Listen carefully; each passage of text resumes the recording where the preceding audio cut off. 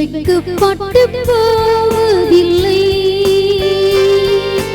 வெட்கப்பட்டு போவதில்லை. என் மகளே நீ வெட்கப்பட்டு போவதில்லை.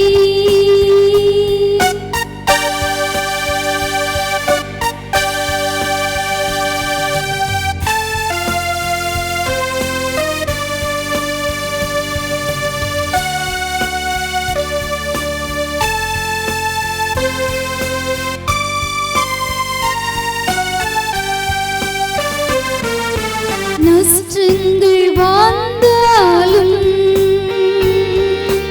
இழப்புகள் நீந்தாலும் நிந்தைகள் சூழ்ந்தாலும் இழந்ததை திரும்பவும் தருவேன் நான், இழந்ததை திரும்பவும் தருவேன் நான். வெட்கப்பட்டு போவதில்லை என் மகனே நீ வெட்கப்பட்டு போவதில்லை.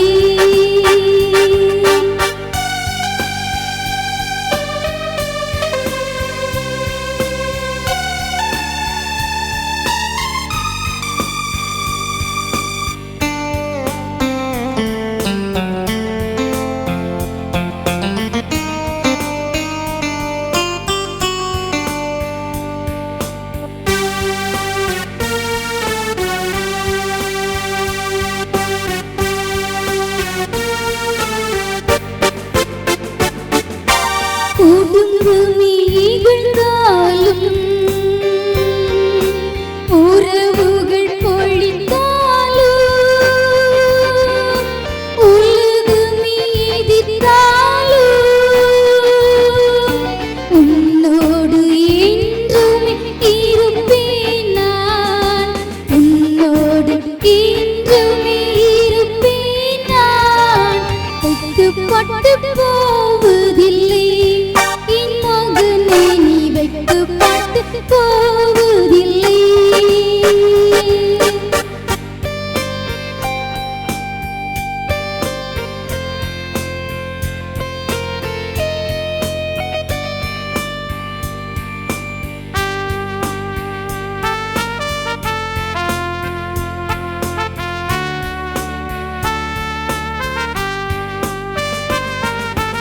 இஞ்சனம் ஒருபோதும்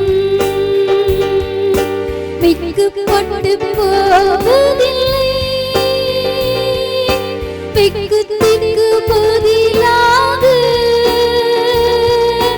இரட்டிப்பான நன்மைகளை தருவேன் நான், இரட்டிப்பான நன்மைகளை தருவேன் நான்.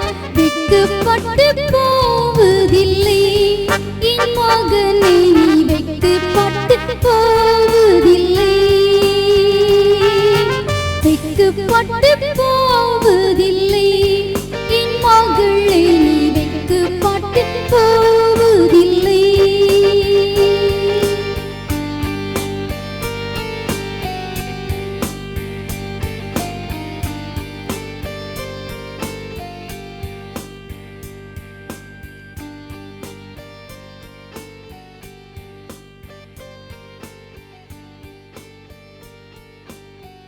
ஆரோக்கியமான செய்தி நேரம் இந்த நிகழ்ச்சியோடு இணைந்திருக்கிற தேவ பிள்ளைகள் யாவருக்கும் இயேசு கிறிஸ்துவின் நாமத்தினாலே எங்கள் அன்பின் வாழ்த்துக்கள்.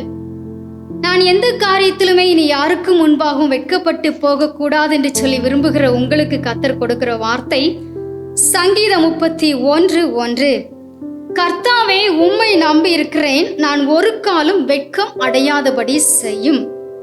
எனக்கு அன்பான தேவ பிள்ளைகளே, சிறியோர் முதல் பெரியோர் வரைக்கும் எல்லாருடைய இருதயத்திலுமே ஒரு விருப்பம் இருக்கும். அது என்னன்னு சொன்னா, நான் யாருக்கும் முன்பாகவும் வெட்கப்பட்டு விடக்கூடாது, கனத்திற்குரிய ஒரு நபராய் நான் இருக்க வேண்டும் என்று சொல்லி எல்லோருமே நாம் நினைக்கிறோம்.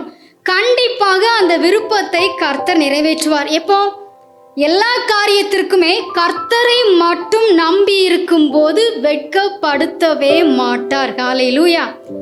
இதைத்தான் தாவீது ராஜாவும் சற்று வித்தியாசமாக ஜெபிக்கிறார் பாருங்கள்.